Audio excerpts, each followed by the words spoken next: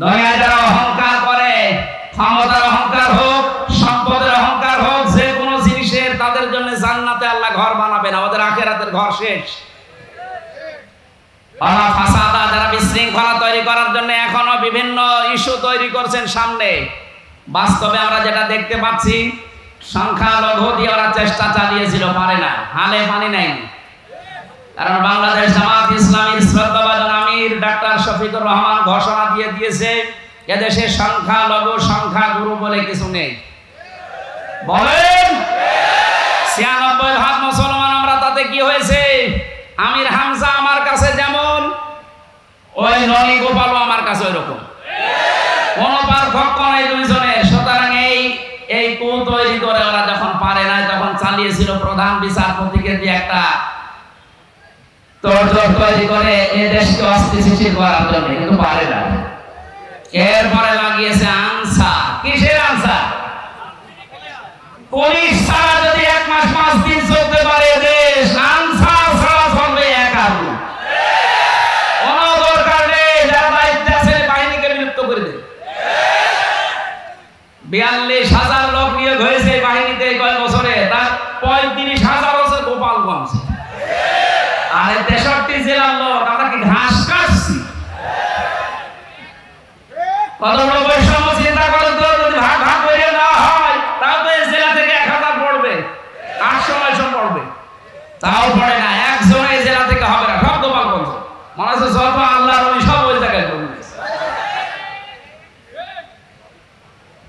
এদেরকে যখন পারে না, তখন ডাক্তারদেরকে লাগিয়েছে।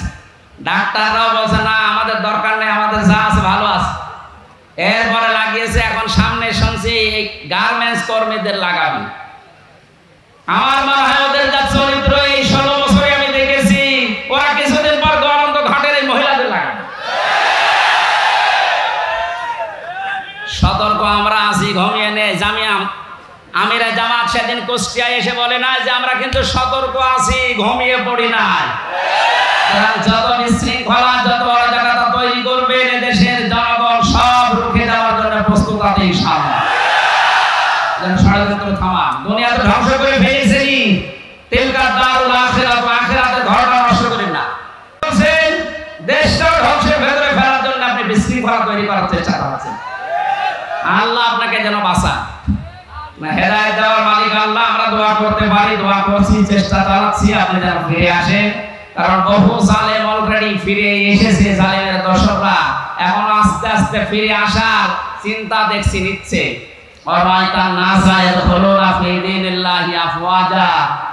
আল্লাহ সাহায্য যখন আসবে, বিজয় তখন আসবে। আমরা বিজয়ের প্রথম ধাপ দেখতে পাচ্ছি, দলে দলে পালে পালে মানুষরা ইসলামে আসতেছে। আল্লাহু আকবার। এটা অব্যাহত থাকুক। কিছুদিন পরে দেখবে এই দেশে ১০০ ভাগের ৫১ ভাগ মানুষ যদি চায় যে রাষ্ট্র এই কোরআন দিয়ে চলো, কোনো মহারতে আর বাধা দিয়ে ঠেকাতে পারবে না। আমরা ওইটা দেখতে চাচ্ছি সামনে। কথা বলে ঠিক কিনা? সম্মানিত মা বোনেরা, কোন জুজুর ভয় পাবেন না। আমির জামাত অলরেডি ঘোষণা দিয়েছে, মেয়েদেরকে জুজুর ভয় দেখিয়ে ইসলামী আন্দোলন একামতের দিন সম্পর্কে উল্টাপাল্টা ধারণা দেয় দেশের রাম আর বামরা। কি করেছে আপনার পক্ষে ১৩টা সংগঠন? নারী পক্ষ, নারী স্বাধীনতা আন্দোলন, নারী বিপ্লব পরিষদ, নারী মুক্তি পরিষদ, কত নাম দেখেন তো। কোন নারীর গ্যারান্টি আছে দেশে? ইসলামের হাতে দিয়ে দেখেন, আপনি গ্যারান্টি পাবেন ইনশাআল্লাহ। বলেন ইনশাআল্লাহ। আল-আকিবাতুল লিল মুত্তাকিন, যারা তাকওয়া অবলম্বন করে চলবে, যেখানে যে জিনিস বসানো দরকার ওই জিনিস ওখানে বসাবে, এই মানুষগুলোর পরিণাম শুভ। আল্লাহ নিজে বলছেন আল-আকিবাতুল লিল মুত্তাকিন। এটা যেন আমরা চর্মচোখে এই শুভ পরিণাম দেখে মরতে পারি। আমিন। কুষ্টিয়াবাসী, আপনি খেয়াল করলেন কি বললাম? মুহাম্মদুর রাসূলুল্লাহ সাল্লাল্লাহু আলাইহি ওয়াসাল্লাম উনি যদি এখন জীবিত থাকতেন আর এই কুষ্টিয়ার এই জেলার উপর দিয়ে হেঁটে যেতেন, এ বাঁশগ্রাম কলেজ ময়দানে কোরআনের আলোচনায় তিনিও শ্রোতা হয়ে আমাদের সাথে বসে পড়তেন। এটা হামসার কারণে, আবুল হাসিমের কারণে। কিসের কারণে বলেন তো? কোরআনের কারণে। যে জায়গায় নবী বসতেন ওই জায়গায় আমি আপনি এখন বসে আছি। কত দামি জায়গা এটা। আর এক একবার বলেন আলহামদুলিল্লাহ। আল্লাহ রাব্বুল আলামিন বলেন লাইন শাকারতুম লাযিদান্নাকুম ওয়া লাইন কাফারতুম ইন্না আযাবি লাশাদীদ। আমি গতানুগতিক কথা বলি তো, যেটা বলছি বাস্তবের সাথে মিলাবেন।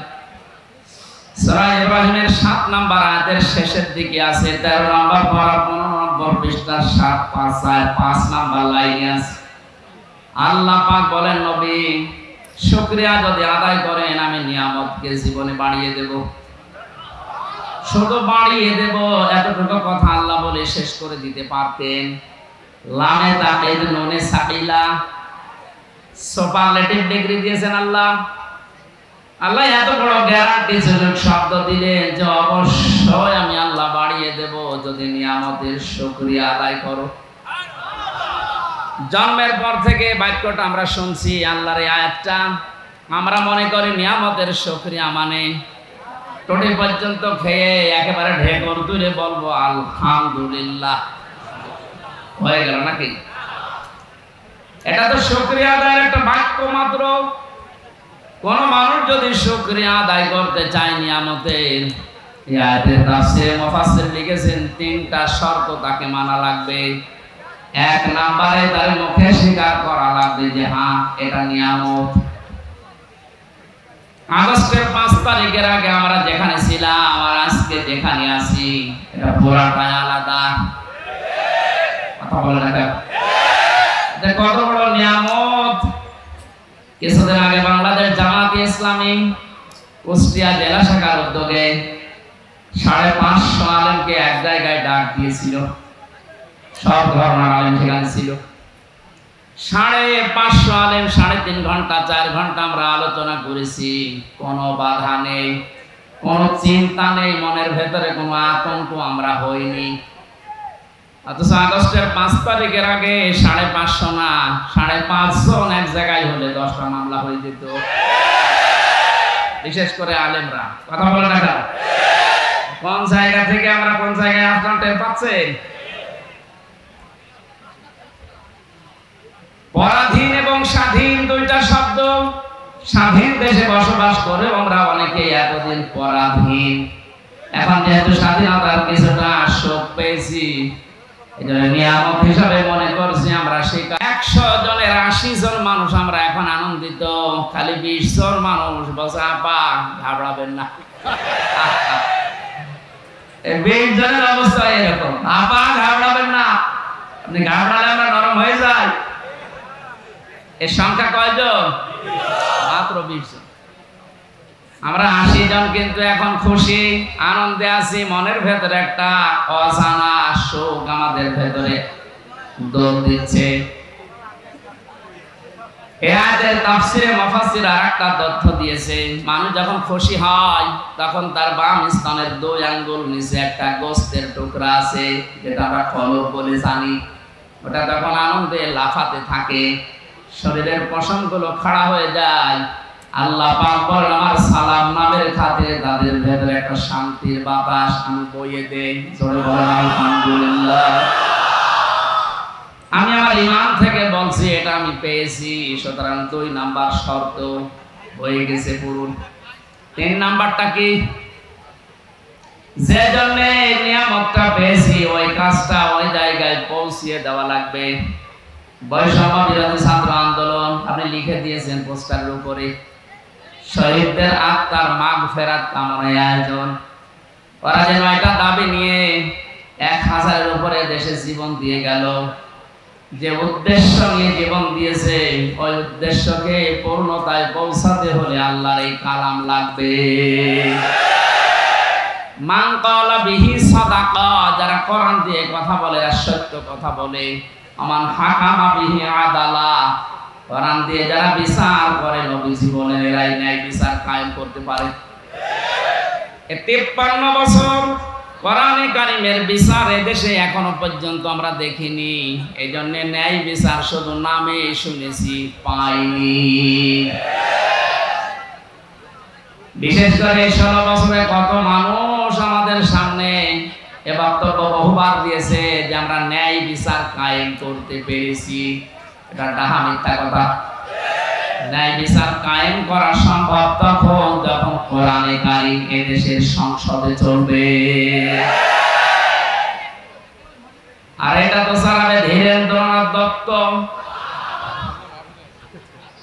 এরকম মানুষ জীবনেও কোরআনে কারীমকে ওই জায়গায় নিতে চাইবে না, তার প্রমাণ সরদিন সেনগুপ্ত। একটা সংসদেই বলেছিল কোরআনের আইন এটা বর্বর আইন। কোন আয়াতের প্রেক্ষিতে? সূরা মায়েদার 38 নম্বর আয়াত যখন সংসদে কে যেন বলেছিল, ওই সময় দেখলাম রিয়েক্ট করেছে, আস-সারিকু ওয়াস-সারিকাতু ফাকতাউ আইদিয়াহুমা জাযাম বিমা কাসাবা নাকালাম মিনাল্লাহ। ইলা আয়াত। আল্লাহ পাক বলেন চোর পুরুষ হোক আর নারী হোক, সাক্ষ্য প্রমাণে যদি ধরা পড়ে তাহলে তার হাত কেটে দাও, এটা দুনিয়ার শাস্তি। এই লোকটা এই আয়াতকে বর্বর আইন বলেছিল, কারণ হচ্ছে তার যে কালো বিড়াল পাওয়ার পরও বলেছিল না হবে না, প্রমাণ করার জন্য তদন্ত কমিটি গঠন করে। প্রমাণ হয়েছে, হাতে নাতে ধরা পড়ার পরও আবার কিসের দুর্নীতি দমন কমিশনের হাতে দেওয়া লাগবে, কিসের তদন্ত কমিটি গঠন করা লাগবে। জেনেছিল যে না, এই আইন যদি বাংলার সংসদে একবার কায়েম হয়ে যায়, আমি গুপ্তর হাত থাকবে না। গুপ্ত মার্কা যারা, তারা কোনোদিন চাইনি এই দেশে কোরআনের এই আইনটা সংসদে যায়। এটাকে বর্বর আইন বলে তারা, যাদের হাত থাকার কথা না। কথা বলে না। এখানে যতদিন পর্যন্ত কোরআনে কারীমের এই নিয়ম নীতিগুলো সংসদে নিয়ে যেতে না পারবেন, ততদিন শুধু ন্যায় বিচার মুখে শুনবেন, বাস্তবে পাবেন না। আমরা চাই কোরআনের আইনগুলো 56,000 বর্গ মাইলের দেশে 100% চালু হোক, আর ন্যায় বিচার কারে বলে আল্লাহ যেটা গ্যারান্টি দিয়েছে ওটা যেন আমরা দেখতে পাই। কথা বলেন ঠিক কিনা? কুষ্টিয়াবাসী নরম ভাষায় একটা কথা বলছি, 53 বছর তো আমরা অনেকে অনেক কিছু দেখলাম। রাজনীতি মনে না করে বাস্তবতার সাথে একটু মিলান তো। বাবা চালিয়েছিল দেশটা অনেক দিন, আমরা দেখেছি দুর্ভিক্ষ পর্যন্ত এসেছিল। আমি দেখি নাই, মুরব্বীরা দেখেছি। স্বামী চালিয়েছিল, অনেকের চালায়নি। এক কথা বলেন না। চাচা চালিয়েছে 9 বছর, যেভাবে হোক। ভাবি চালিয়েছিল, আরে 15 বছর তো বউ চালিয়েছে। সবারটাই দেখা শেষ। কাঙ্ক্ষিত মানুষ শান্তিকারে বলে, দেখা তো দূরের কথা, শুনতেও পেলাম না। এখন শুধু দেখতে বাকি আছে আল্লাহর এই কোরআন দিয়ে দেশ চললে কেমন দেখা যায়। শুধু ঠিক আছে চিল্লানো না, এইটা দিয়ে বাংলাদেশ চলবে, এটা কারা চান দেখি?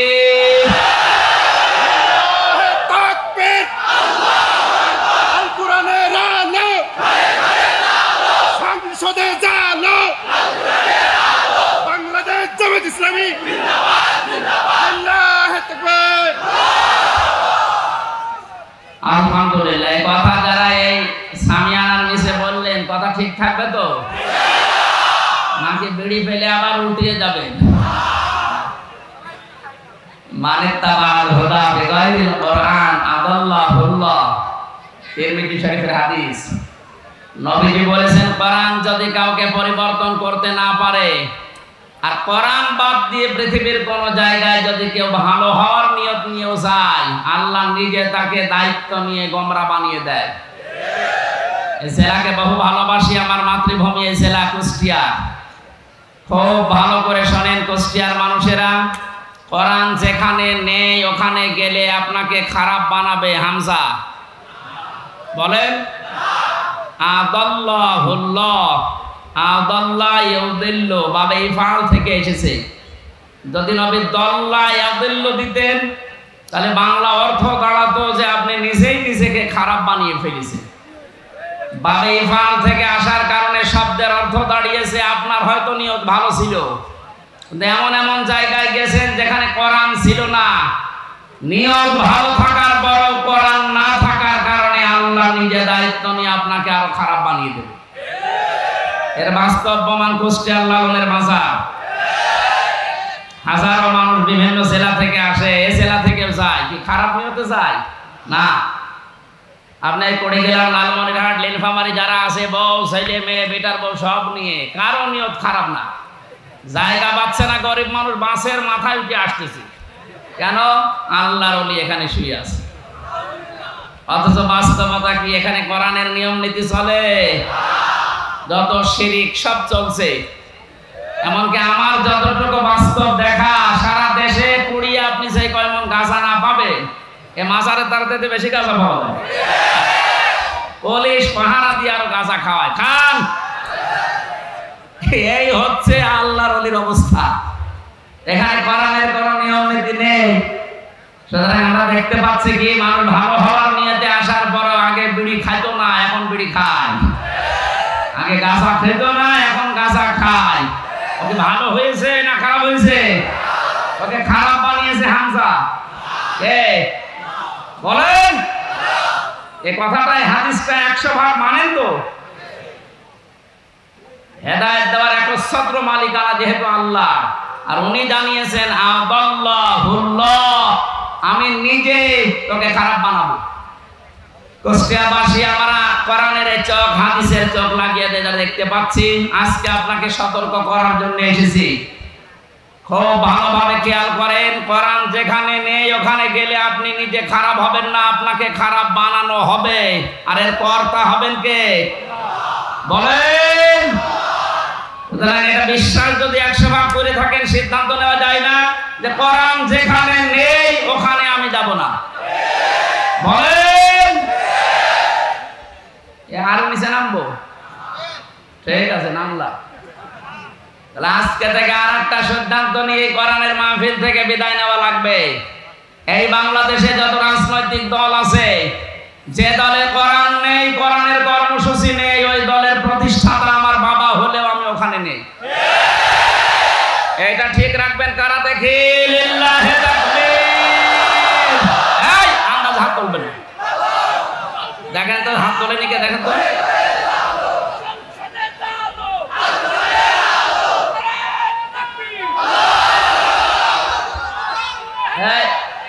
ঠিক আছে, যাক, ওয়াজ তো হয়ে গেছে, এবার মোনাজাত করে দিই। আর কি ওয়াজ করবো? এর উপরে আর কোনো ওয়াজ আছে? এইটা যদি আমার মনে হয়, কালকে আমি চুয়াডাঙ্গা ছিলাম শহরের পাশে, ওখানে মনে হয় NSA রিপোর্ট দিয়েছে যে 5 লাখ মানুষ ছিল। এত মানুষ হয়েছে আমার জীবনে আমার মানুষ দেখি না এক জায়গায়। কালকে ওই জায়গায় যে হাত তুলেছে, আমার মনে হয় মানুষগুলো যদি আগামী সময়ে এই কথাটা ঠিক রাখে যে যেখানে কোরআন নেই সেখানে আমি নেই, তাহলে এই দেশে আমার মনে হয় কয়েকটা দল বাদ দিয়ে বাকিগুলো সব আউট হয়ে যাওয়ার কথা। এই 5 লাখ মানুষ কালকে হাত তুলেছে, এর ভেতরে অন্তত যদি 1.5 লাখও ঠিক রাখে, তাও তো ওই আসনটা অন্তত কোরআনের হাতে চলে যায়। 1.5 লাখও ঠিক রাখবে না, দেখবেন বিড়ি আর বাকি জিনিস সব আল্লাহর রাস্তায় চলে গেছে। আমরা কুষ্টিয়ার মানুষ, আমরা চুয়াডাঙ্গা না, আমার চরিত্র অত ঝামেলা নেই। আমরা ইনশাআল্লাহ ঠিক রাখবো।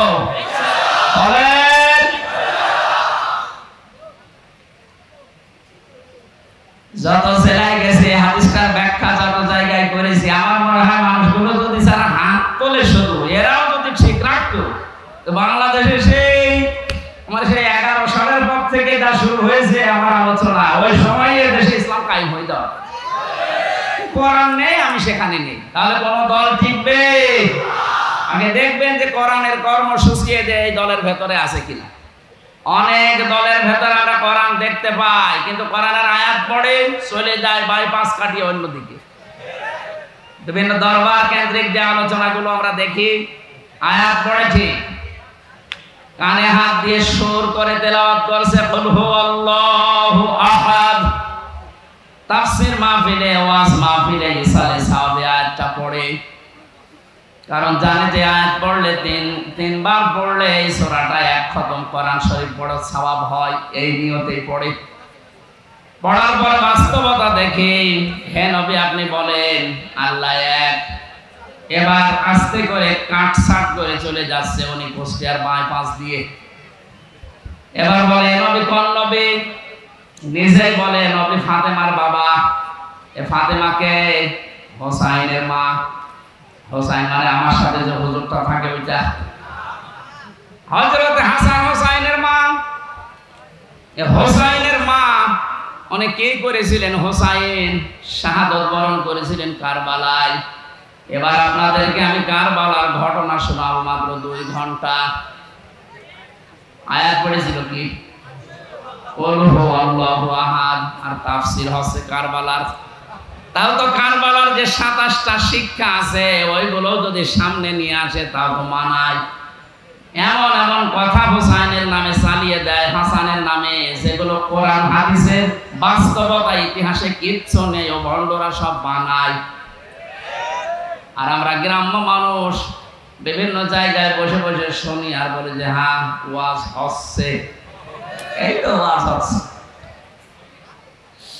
এটা কোরআনে কারীম কথা বলে ঠিক, কিন্তু কোরআন থেকে যে কথা আল্লাহ জানাতে চেয়েছেন কুল হুয়াল্লাহু আহাদ দিয়ে তার ওয়াহাদানিয়তের কথা, তার একাত্মবাদের কথা, এই কথাগুলোর যদি আহাদুন শব্দের, ইলাহুন শব্দের ব্যাখ্যা আমরা জনগণকে সঠিকভাবে শোনাতে পারতাম, এদেশের মানুষ আমার মনে হয় অনেকে পরিবর্তনের চেষ্টা করত। কালকে 2 জন যারা মুসলমান হয়েছে চুয়াডাঙ্গায়, অশিক্ষিত মানুষ না, 2 জনেই শিক্ষিত। ওখানে আমার শব্দের ব্যাখ্যা ছিল ইলাহ শব্দের সাইয়্যিদ আবুল আলা মওদুদী রাহমাতুল্লাহ আলাইহির ওনার একটা লিখিত বইয়ের উপরে কালকে আলোচনা ছিল আমার। উনি ইলাহ শব্দের ব্যাখ্যা যেভাবে করেছিলেন, ওই শব্দের অর্থগুলো বাস্তবের সাথে যখন মিলিয়েছি, বলে একটা হিন্দু, তার কট্টর হিন্দু, খুব যত্ন সহকারে পূজা করে। আমাদের মুসলিমদের ভেতরে প্র্যাকটিসিং মুসলিম যেমন খুব বেশি অ্যাক্টিভ ভাবে যারা ইসলাম মানে, এইরকম লোক একটা। কথা শেষ করার পরে আমি জিজ্ঞাসা করেছিলাম যে কি আপনি মুসলমান হয়ে গেলেন কেন? আপনি যেভাবে বুঝিয়েছেন আমি এতদিন পর্যন্ত ভাবি নাই, কারণ আমরা এইভাবে পড়াশোনা করার সুযোগ পাই নাই। আমাদের যে ধর্ম, ওই ধর্মে আমাদের কিতাবগুলো আমাদের পণ্ডিতরা ছাড়া, ধর্মের গুরু ছাড়া আমাদের পড়তে দেয় না। ইলা শব্দের যে অসারতার ব্যাখ্যা দিয়েছিলেন যে পৃথিবীর বহু ইলা আছে, আন্দাজে ইলা দাবি করে থাকে, ওদের কোনো কর্মক্ষমতা বাস্তবতা কিচ্ছু নেই। শেষ পর্যন্ত আমার বিবেকে নাড়া দিয়েছে, এই সত্যকে সত্য না মেনে মারা গেলে আমি নিজেকে ক্ষমা করতে পারবো না। দেন আপনি আমার ইসলামে দীক্ষিত করে দেন, জোরে বলেন সুবহানাল্লাহ। এজন্য আমরা কোরআনে কারীম যেখানে নেই, আজকে থেকে আপনি সিদ্ধান্ত যখন নিয়েই ফেলেছেন যে অন্য কোন জায়গায় আর যাবেন না, আজকের মাহফিল আমার মনে হয় যদি ঠিক রাখতে পারেন হাতটা, এই আলোচনা, এই আয়োজন সাকসেস। জোরে বলেন সুবহানাল্লাহ। দরুদ আর সালাম পাঠ করে আজকের তেলাওয়াতকৃত আয়াত, যদিও এটা একটা সম্ভাবনা বাস্তবতা নিয়ে সামনে আল্লাহ আয়াতটা নাযিল করেছিলেন সূরা কাসাসের 85, 84, 83, 84 এই আয়াতগুলো। এখানে আল্লাহ রাব্বুল আলামিন কিছু মানুষকে পরকালের যে ঘর আছে, যে বিশাল জীবন আমাদের সামনে পড়ে আছে আমাদের চোখ বন্ধ হওয়ার পর, এখানে মানুষের জন্য আল্লাহ যে ঘর তৈরি করবেন, কাদেরকে কাদেরকে এই ঘরগুলো আল্লাহ দেবেন তার বর্ণনা আল্লাহ দিয়েছেন এই আয়াতে। আমরা যেহেতু শুধু দুনিয়াদার না, আমাদের সামনে আরেকটা জগৎ আছে, এটা আমাদের বিশ্বাসে আছে না নেই? কুল্লু নাফসিন যায়িকাতুল মাউত ওয়া ইন্নামা তুওয়াফাউনা উজুরাকুম ইয়াওমাল কিয়ামাহ ফামান যুহজিহা আনিন নার ওয়া উদখিলাল জান্নাতা ফাকাদ ফাজ ওয়া মাল হায়াতুদ দুনিয়া ইল্লা মাতাউল গুরুর। কুষ্টিয়াবাসী, সূরা আলে ইমরানের 85 নাম্বার 185 নাম্বার আয়াতটার দিকে তাকান। আল্লাহ পাক বলেন পৃথিবীর যা সৃষ্টি করেছি, জীবন যারে দিয়েছি তারে মরণ দেব, সবাইকে একদিন মারা লাগবে। মারা যাওয়ার পরে দুনিয়ার জীবনে যে যা করেছে তার তার পারিশ্রমিক উজরত পুরস্কার আমি পরিপূর্ণ করে দেব। আমার তো মনে হয় একজন মানুষ যার আল্লাহর প্রতি পরকালের প্রতি বিশ্বাস হালকা পাতলা আছে, এই মানুষের জীবনে আয়াতের দ্বারাই পরিবর্তন হয়ে যাওয়া সম্ভব। যে আমি যত কিছুই করি, টাল বাহানা যাই করি, আমার কিন্তু মরা লাগবে, এই বিশ্বাস মানুষের ভেতরে 100 ভাগ তৈরি হলে ওর জীবন পরিচ্ছন্ন হতে আস্তে আস্তে সম্ভব। কারণ সে যা করছে এটা কিন্তু বাদ যাবে না। ফামাইয়ামাল মিসকালা দাররাতিন খায়রান ইয়ারা ওয়া মাইয়ামাল মিসকালা দাররাতিন শাররান ইয়ারা। কোন মানুষ যদি যারা পরিমাণও ভালো মন্দ কাজ করে দুনিয়ায়, কিয়ামতের দিন সে পাবে কি পাবে? এর আগে যত তাফসীর আমি দেখেছি পুরাতন ওই তাফসীর মুফাসসিরে গ্রামে ইয়ারা শব্দের ব্যাখ্যায় দিয়েছেন যে কিয়ামতের দিন আপনাকে দেওয়া হবে, এতটুকু শেষ। আধুনিক তাফসীর যারা বের করছেন দেওয়া হবে এখানে লেখা নেই, ইয়ারা মানে চোখ দিয়ে দেখা। দুনিয়াতে আপনি ভালো মন্দ যাই করেন না কেন, যতটুকু করেন কিয়ামতের ময়দানে ওইটা আপনাকে ভিডিও ক্লিপ আকারে আল্লাহু আকবার। এটা যদি 100 ভাগ কেউ বিশ্বাস করে, সে নিজের স্ত্রী বাদ দিয়ে কোনোদিন হোটেলে রাত কাটাবে? এদেশে কাটাচ্ছে না? কথা বলেন না কেন?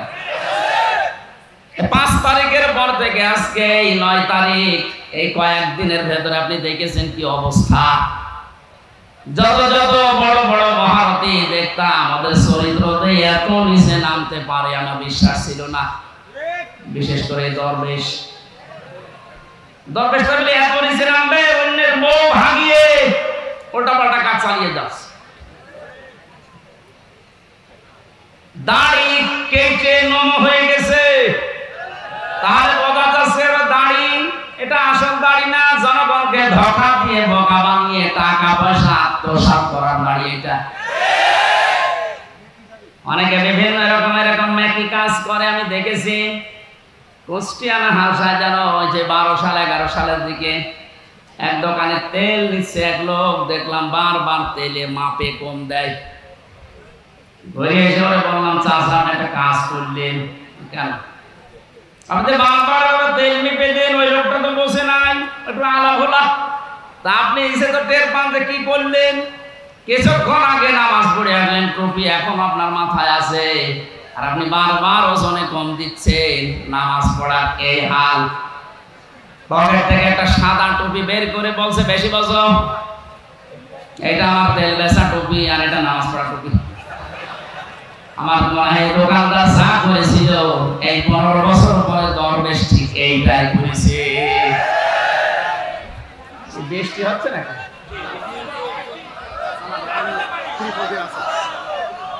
এখানে, তিনি বল দেওয়া থাকলে হবে, বাকিগুলো বেচবে। সুবহানাল্লাহ আলহামদুলিল্লাহ লা ইলাহা ইল্লাল্লাহ। কিছু মানুষ বাড়ি চলে যান, যারা ভেজে যাচ্ছেন বাড়ি চলে যান।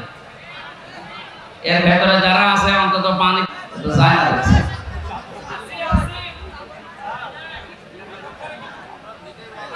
এখানে আয়াতটা আমাদের প্র্যাকটিক্যাল লাইফে সেট করা দরকার। এখন থেকে এমন এমন কাজে আঞ্জাম দেওয়া দরকার, চোখ বন্ধ হওয়ার পরে যেন ওটা দেখে আমার জীবনে আনন্দ লাগে। কথা বলে ঠিক কিনা?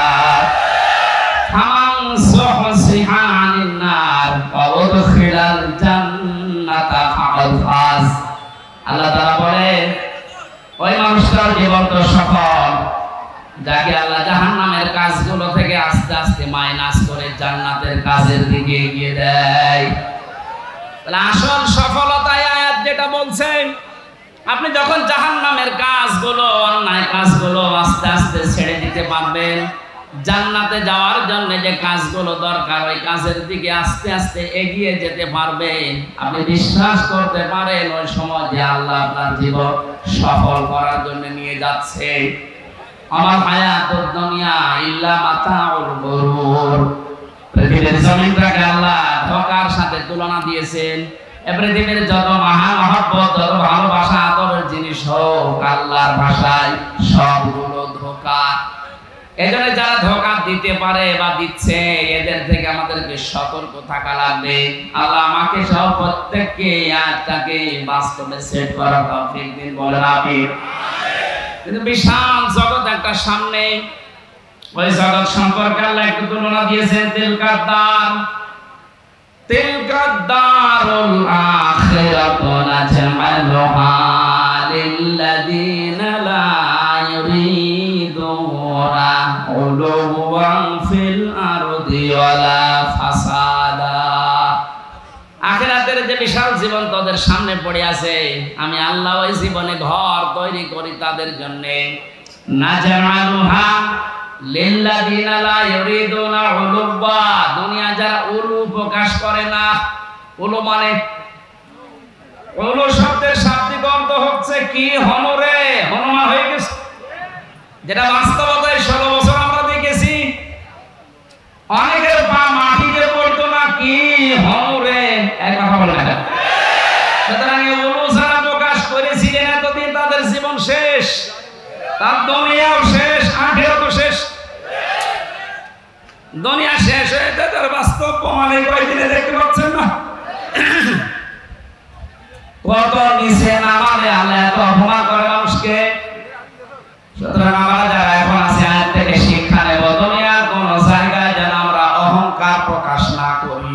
সে যে বিষয় হোক, সে বংশের অহংকার, পোশাকের অহংকার, এলেমের অহংকার, রাজনীতির অহংকার, পৃথিবীর জীবনে যত দিক আর বিভাগ আছে, কোন জায়গায় যেন অহংকার প্রকাশ না করি। এটা মানা যাবে তো ইনশাআল্লাহ। যারা করেছিল তাদের সব আল্লাহ শেষ করে দিয়েছে, আখিরাতের ঘর তাদের জন্য নেই। সামনে যদি এরকম কেউ আসে, তারা যেন এটা থেকে শিক্ষা নেয়।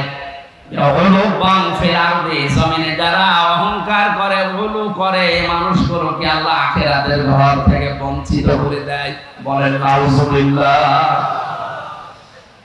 যারা করেছিল তাদের থেকে যদি আপনি এখান থেকে শিক্ষা নিতে না পারেন, আপনাকে শয়তান কিন্তু পেঁচিয়ে ধরবে, জড়িয়ে ধরবে, অ্যাক্টিভ ভাবে আবার নিয়ে আসার চেষ্টা চালাবে।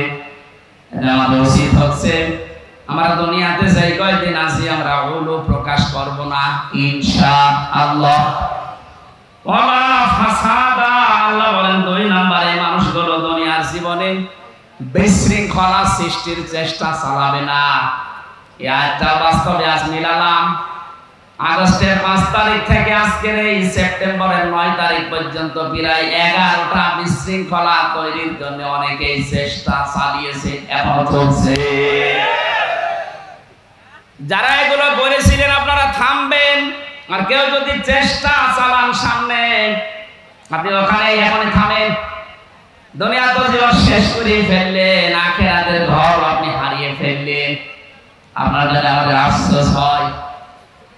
আমি সেদিন সেরাজা বাজার মাঠ না কোন জায়গায় যেন বলেছিলাম, অনেকে বছর ওদের মাফ করে দেন না, মাফ নাই আমি করে দিলাম।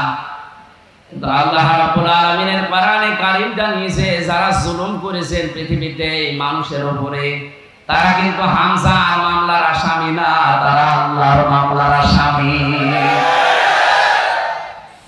সূরা শুরার 42 নম্বর আয়াত প্রথম অংশ, 25 নম্বর পারা 6 নম্বর পৃষ্ঠার 13 নম্বর লাইনে আছে, ইন্নামাস সাবিলু আলাল্লাযীনা ইয়াযলিমুনান নাস। অবশ্যই যারা মানুষ হয়ে মানুষের উপরে জুলুম করছে, করবে, এটা মুজারে, বর্তমান, ভবিষ্যৎ, প্রেজেন্ট, ফিউচার। এখন যারা জুলুম করছেন, 5 তারিখের পর থেকে জালেম বিদায় হওয়ার পরে আমরা দেখলাম অনেকেই আবেগে বা নির্যাতনের শিকার হয়েছিলেন, এই কন্ট্রোল না করতে পেরে জুলুমের খাতায় নাম লিখিয়েছেন। এটা আপনি ঠিক করেননি, থামেন। ওরা জালেম হয়ে দুনিয়া আখিরাত সব নষ্ট করে ফেললো। আপনিও যদি ওদের পথ অবলম্বন করে নিজের দুনিয়া আখিরাত ধ্বংস করে ফেলেন, ওদের ভেতরে আমাদের ভেতরে পার্থক্য থাকবো কি বলেন? আমাদের উচিত হবে আমরা যেন কোনো মানুষের উপরে জুলুম না করি, কারণ জুলুম যে করে এটা এত ঘৃণিত শব্দ। আল্লাহ বলেন আমি নিজে তার নামে মামলা দায়ের করব। ব্যারিস্টার আরমান এবং আমান আজমি জুলুমের শিকার থেকে বের হচ্ছে, এদের যে বর্ণনাগুলো, এই বর্ণনা শুনলে বোঝা যাচ্ছে তাদের উপরে জুলুম হয়নি। আছে বলে যারা এই জুলুমের সাথে জড়িত, এখনো পর্যন্ত যদি এই সঠিকটা জানার পরেও, স্পষ্ট দেখার পরেও কেউ জালেমের সাফাই গায়, জালেমের পক্ষে অবলম্বন করে, জালেমকে ভালোবাসে, সাহায্য করে, সহযোগিতা করে, জালেমকে আবার চেষ্টা চালায় প্রতিষ্ঠিত করার, তিরমিজি শরীফের হাদিস অনুযায়ী নবীজি বলেন সে আমার উম্মত থেকে বের হয়ে যায়। এই জন্য আমরা যেন এরকম কিছু না করি, যেন উম্মতি আমি থাকতে পারি না, দুনিয়া আমার শেষ, আখিরাতও যেন ধ্বংস হয়ে না যায়। এই আয়াত থেকে আমার যে বিশ্বাস, বাংলাদেশে 1628 জন মানুষ মেন দায়িত্বে ছিল যারা সরাসরি জুলুমের সাথে জড়িত। কথা বলে না? একেবারে উপর থেকে শুরু করে আমার ইউনিয়নের চেয়ারম্যান, আমার ইউনিয়ন বলা ঠিক হবে না, অন্য ইউনিয়ন বলি, এটা রেকর্ড হচ্ছে, সমস্যা হবে।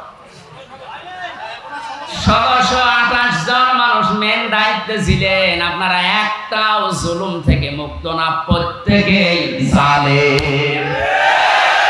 এদেশের মানুষ যদি আপনাকে কিছু নাও বলে, আপনি আল্লাহর মামলার আসামি, কথা বলেন না কেন? দুনিয়া তো শেষ করে ফেলেছেন, পরকালে আল্লাহ নিজে মামলা দেবে আপনার নামে। আপনাকে কোনদিন চিন্তা আনতে পারেন যে আল্লাহর মামলার যে একটা আসামি, তার পক্ষ আমি অবলম্বন করি কি করে? আমার একটা মূল্যচুরি মামলা ছিল জানেন, পরে যদি সাজা লাগিয়ে দিত তাও আমি 3 মাস সর্বোচ্চ জেল খাটতাম। অথচ বিনা কারণে, বিনা অপরাধে মামলাটা দিয়ে 3টা বছর আমারে আটকে রাখলেন। এই মামলা যেহেতু রাষ্ট্র দিয়েছে, হাসিনা দিয়েছে, এই কারণে আমার পক্ষে কেউ দাঁড়াতেও সাহস পেত না। না, ওর পক্ষে দাঁড়িয়ে আমার ওকালতি আমি হারাবো। দেখেন তো, রাষ্ট্র বিরোধী, এজন্য আমার পক্ষে কেউ নেই। কিয়ামতের ময়দানে আল্লাহ নিজে রায় দেবেন, আলাইসাল্লাহু বিআহকামিল হাকিমিন, সব চাইতে বড় বিচারপতি তিনি। তিনি নিজে মামলার বাদী, নিজে রায় দেবেন। আপনি তো বিচার সঠিক যদি আল্লাহ 100 ভাগ করবে, আপনার কি বিশ্বাস হয় যে আপনি বাঁচতে পারবেন? আসতে পারবেন? এখন যদি আপনি স্বীকার করেন যে না আমি বাঁচতে পারবো না, এমনকি যারে সাপোর্ট করছি সে তো ধরা খেয়ে বসে আছে, কারণ বড় জালেম, বলেন হাতে পায়ে ধরছে, আপনার সময় এখনো শেষ হয়ে যায়নি, জালেমেরা আর সাপোর্ট না করে ফিরে আসেন। এখন ইসলামের দরজা খোলা আছে, আপনাকে বুকে নেওয়ার জন্য হাজারো মানুষ আছে। গতকালকের রিপোর্ট 2200 মানুষ এক জায়গায় দেখেছি, জালেমের সাপোর্ট বাদ দিয়ে ওরা ইসলাম অলরেডি কবুল করেছে। ওরা এতদিন জানতো যে আমরা নামে মুসলমান, কামে মুসলমান ছিলাম না। আর হাদিসের ব্যাখ্যা যেহেতু জেনেছে, জালেমের সাপোর্ট করলে সে নবীর উম্মত থাকে না, এই হিসাবে মনে করেছে আমি তো নবীর উম্মত ছিলাম না, এখন নতুন করে উম্মত হব। আপনাদেরকে এরা মিডিয়ার আকারে যাচ্ছে, সারা দেশে কালকে ছড়াবে। জালেমদের দোসরা কদিন যারা ছিলেন, জুলুম অত্যাচারের সঙ্গে ছিলেন বিভিন্ন কায়দায়, আমার মামলার যে আয়ু থেকে শুরু করে একেবারে হাসিনা পর্যন্ত প্রত্যেকে জড়িত।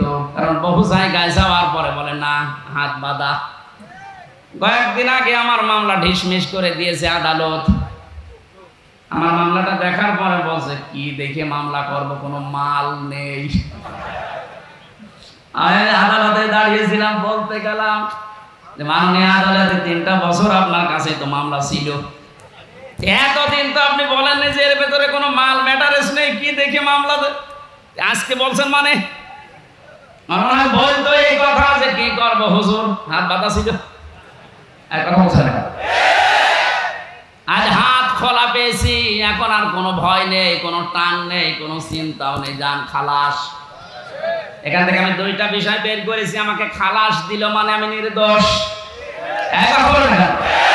আমার মোবাইলটা ফেরত দিয়েছে 3 বছর পর, এটা তন্ন তন্ন করে খুঁজেছে, যে মামলা দিয়েছিল তার সাথে কিছু পাওয়া যায় কিনা দেখি। দ্বিতীয় নম্বরে আমার বাড়ি, গ্রামের বাড়ি হালসা পর্যন্ত সব খোঁজ খবর নিয়েছে। খোঁজ খবর নিয়ে ভালো হয়েছে, দেখেছে 14 বংশ আওয়ামী লীগ করে, ওইটাই কিছু পাইনি। এখন যেহেতু হাত খোলা, আপনি এখন রায় দিয়ে জানিয়ে দিলেন দুনিয়ার মানুষকে যে হামজার কোনো দোষ নেই, বিনা কারণে 3 বছর জেলে ছিল। তাহলে এখন আমার বিচারটা নেন। আমাকে 3টা বছর বিনা কারণে যারা কষ্ট দিলেন জেলের ভেতরে, যারা এর সাথে জড়িত একবার উপর থেকে মামলার আয় পর্যন্ত, প্রত্যেকে আমি 3 বছর জেলে দেখতে চাই। তাও জেল মানে জেলা শহরের জেল না, হাই সিকিউরিটি জেল, যেটা কাশিমপুর কারাগারে ফাঁসির কন্টেন্ট জেলের ভেতরে রেখে দেয়। আমি আপনাদের ওখানে রাখতে চাই 3 বছর, বেশি দিন চাচ্ছি না, 3 বছর থেকে দেখে। দ্বিতীয় নম্বরে আর একটা শিক্ষা বলি দেশের জন্য, এতদিন পর্যন্ত যারা মিথ্যা মামলা দিয়েছেন, সামনেও যারা দেওয়ার মতো অনেকে চিন্তা ভাবনা করছেন, এদেশে কোনো মামলা দেওয়ার পরে যদি দেখা যায় যে 2 বছর 3 বছর 5 বছর 10 বছর পরে বেকসুর খালাস, তার মানে তার কোনো দোষ পায়নি আদালত। এরকম যদি কেউ নিরপরাধ খালাস পেয়ে যায়, যারা মামলা দিয়েছে, যারা সাক্ষী দিয়েছে, যারা এর সাথে জড়িত, প্রত্যেককে জরিমানা করা লাগবে। আমার কথার অর্থ বুঝেন? আপনি বিনা কারণে কাজ করবেন কোন কারণে? মামলার বাদী যেহেতু রাষ্ট্র ছিল, এজন্য কেউ আমার পক্ষেও দাঁড়ায় না, রায় তো দূরের কথা। আল্লাহ নিজে মামলার বাদী, নিজে রায় দেবেন, নিজে বিচারপতি। বলেন এবার আপনার অবস্থা কি হবে? আর আমি জেনে শুনে আপনার মতো এত বড় জালেমের পক্ষে যাব, আমার বিবেকের উপর কি কুকুরে পোশাক করেছে? আশা করছি আপনি ফিরে আসবেন, জীবনে যতদিন বেঁচে আছেন কোনো জালেমের পক্ষে থাকবেন না। এটা মানবেন তো? মাগরিবের পরে আলোচনা আছে যে ভেড়া মারা, এই জন্য শেষ করে দিচ্ছি। আল্লাহুম্মা আমিন। লা ইলাহা ইল্লা আনতা সুবহানাকা ইন্নী কুনতু মিনাজ জালিমিন। রব্বুল আলামিন, আখিরাতের ঘর তুমি যাদের জন্য বানাবে, ওই দলে আমাদেরকে থাকার তৌফিক দাও। যাদের জন্য আখিরাতের ঘর তুমি বানাবে না জানিয়েছো, এই 2টি গুণ আমাদের থেকে তুমি বের করে নাও। কোন কাজে কোন কর্মে যেন আমরা ভুল প্রকাশ না করে, অহংকার না করে, কোন বিশৃঙ্খল কাজে যেন আমরা যুক্ত না হই। যারা যুক্ত হচ্ছে আল্লাহ তুমি কুদরত দিয়ে তাদেরকে থামিয়ে দাও। আখিরাতে যাদের পরিণাম উত্তম তুমি ঘোষণা দিয়ে ওই দলে আমাদেরকে তুমি ফিরিয়ে দাও। মাহফিলের আয়োজনে যারা শ্রম দিয়েছে, আমার জাফর ভাই সহ যত মানুষ কোরআনের জন্য এত কষ্ট সহ্য করেছে, এদেরকে তুমি অমরের মতো হেদায়েত দিয়ে দাও। সম্মানিত মা বোনদেরকে আয়েশার মতো, খাদিজার মতো, ফাতিমার মতো বানিয়ে দাও। আমার প্রাণ প্রিয় ছেলে এই কুষ্টিয়া, আল্লাহ তাআলা যে শয়তানগুলোর কারণে কোরআনের কথাগুলো ছেড়ে বলতে পারতাম না, তারা সব পালিয়েছে।